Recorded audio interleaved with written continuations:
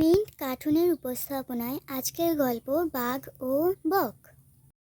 একদা একটি জঙ্গলে একটি বাঘ থাকত। বাঘের গলায় মাংসের হাড় ফুটে গিয়েছিল।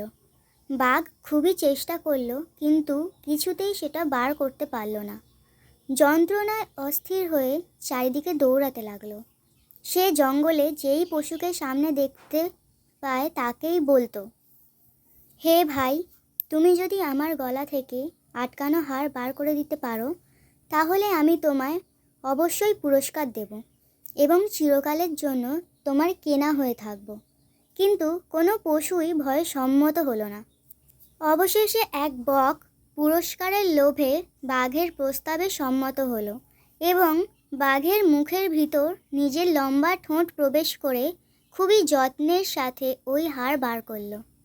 বাঘ স্বস্তি পেল।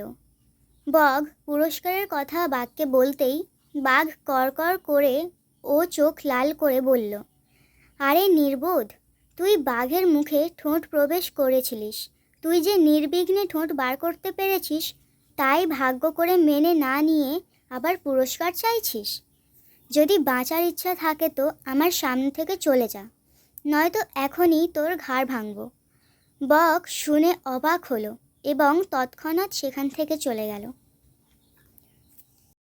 তো বন্ধুরা, এই গল্প থেকে আমরা এই শিখলাম, অসতের সঙ্গে ভালো ব্যবহার করা ভালো নয়।